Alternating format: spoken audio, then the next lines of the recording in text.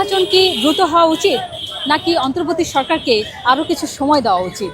কি ভাবছে সাধারণ মানুষ সেটি আজকে জানবো। দেশটাকে একটু গুছানোর জন্য যতটা অগুছালো উনি পেয়েছেন। দেশে তো অনেক নানা অসঙ্গতি রয়েছে। বর্তমানে যারা দায়িত্বে রয়েছেন এই অসঙ্গতি দূর করে আমার মনে হচ্ছে যে সমস্ত বিষয়গুলিতে সংস্কার এনে তারপরে যদি নির্বাচন দেওয়া হয় তাহলে দেশ এবং জাতির জন্য এবং এই প্রজন্ম নতুন করে আন্দোলন করেছে, আন্দোলন হয়তো সফল হবে। এই বিএনপি বলেন, জামাত বলেন, এগুলো সব এক দলের দল। প্রতিবারই দেখেছি জনগণ আন্দোলন করে সংগ্রাম করে তাদের সুখ শান্তির জন্য, তাদের ভাত কাপড়ের জন্য, তাদের চাকরির জন্য, এবং এইটাকে আশ্বাস দিয়ে এই দেশে যতগুলো আন্দোলন সংগ্রাম বিপ্লব হয়েছে এগুলোর ফল ভোগ করেছে এদেশের সুবিধাবাদী শ্রেণী। ফ্যাসিবাদী ব্যবস্থা বিলুপ্তে প্রাতিষ্ঠানিক ও আইনি কাঠামো পরিবর্তন করা হবে। রাজনৈতিক দলগুলোর সাথে বৈঠকে প্রধান উপদেষ্টা। বাস্তবায়ন করতে হবে গণ অভ্যুত্থানের স্বপ্ন। প্রধান উপদেষ্টার একটা বৈঠক হয়েছে যেখানে বিএনপি বলছে একটা নির্বাচনের রোডম্যাপ প্রয়োজন, জামাত ইসলাম বলছে যে সংস্কার প্রয়োজন। এই মুহূর্তে সাধারণ মানুষ হিসেবে আপনি কি চাচ্ছেন? সাধারণ মানুষ হিসেবে আমি আসলে চাই দেশটা ভালো মতো চলুক, অরাজকতা দূর হোক, নর্মাল জীবনে মানুষ ফিরে আসুক। হচ্ছে এটলিস্ট দেশে আইন ব্যবস্থাটা পুরোপুরিভাবে স্টেবল করে এবং যে ফ্যাসিস্ট সরকার আছে তার একটাকে বিচারের আওতায় এনে তারপরই নির্বাচনটা দেওয়া উচিত। বাকি সংস্কার তারপরে। আমরা চাই যেন সবাই বয়স্ক বৃদ্ধ যারা আছে, ইয়াং যারা আছে, সবাই একত্রিত হয়ে সবাই যেন আনন্দের সাথে ভোট দিতে পারে যার যার নিজস্ব পছন্দ মতো।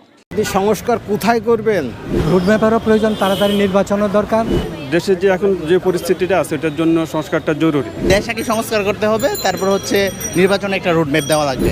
আমরা তো দেখেছি 53 বছরের রাজনৈতিক দলগুলো কি করেছে, আমরা তো দেখেছি রাজনৈতিক সরকারগুলো কি করেছে। অবশ্যই খারাপ কাজ করেছে। রাজধানীর ফরেন সার্ভিস একাডেমিতে আসতে থাকেন বিএনপি, জামাত সহ 26টি রাজনৈতিক দলের নেতারা। কয়েক ঘন্টার বৈঠক শেষে তাদের প্রতিক্রিয়া জানান রাজনৈতিক দলের নেতারা।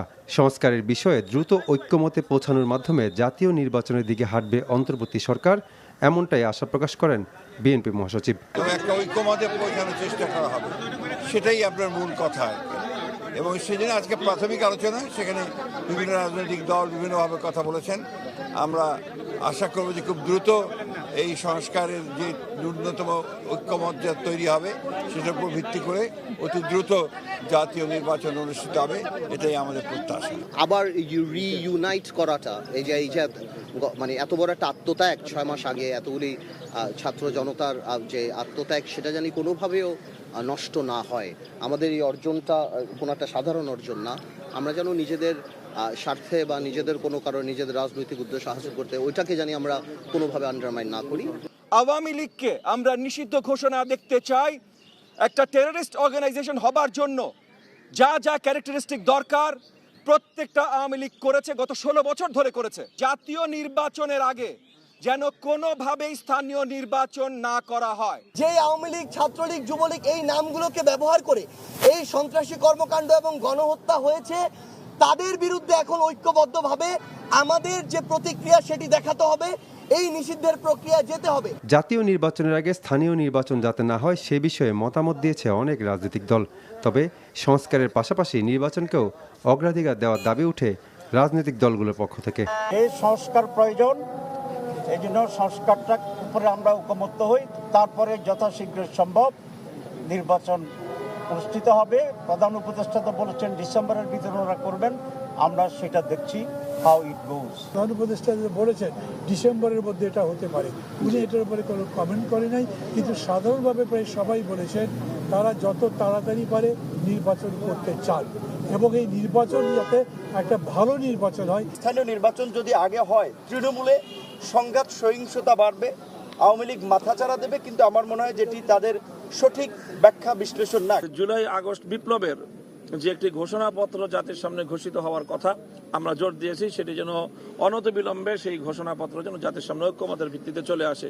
আগামী 6 মাস রাজনৈতিক দলগুলো এই কমিশনের সাথে কাজ করে দ্রুত একটি ঐক্যমতে পৌঁছাবে বলে আশা প্রকাশ করেন রাজনৈতিক দলের নেতারা।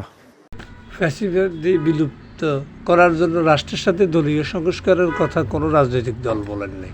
পারিবারিক তন্ত্র বাদ দিয়ে কোটা বা মেধার ভিত্তিতে রাষ্ট্র পরিচালনা না করলে এই সংস্কারের সার্থকতা কোথায়?